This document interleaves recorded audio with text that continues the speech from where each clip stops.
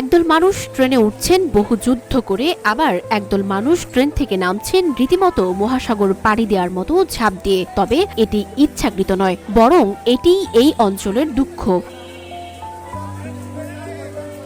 বলছিলাম কুষ্টিয়া কোর্ট স্টেশনের কথা। ট্রেনের পাদানি থেকে প্ল্যাটফর্ম অনেকটা নিচু হওয়ায় এই যাত্রায় ঘরমুখ মানুষের চরম দুর্ভোগ পোহাতে হচ্ছে। কুষ্টিয়া কোর্ট স্টেশনের রয়েছে ১৫০ বছরের ঐতিহ্য, তবে এই স্টেশনের প্ল্যাটফর্ম ট্রেনের পাদানি থেকে অনেক নিচু। এতে করে ট্রেনে ওঠা ও নামার সময় চরম ভোগান্তি পোহাতে হচ্ছে যাত্রীদের। এমনকি প্রায়ই ঘটছে হতাহতের ঘটনা।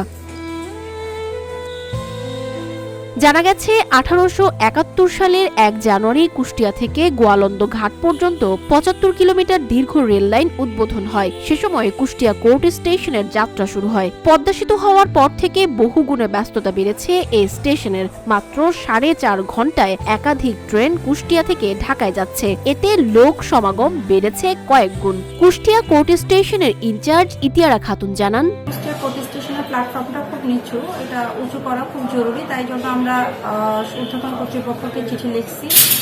প্রায় প্রতি মাসে একটা করে রিনিউ চিঠি দেওয়া হয়।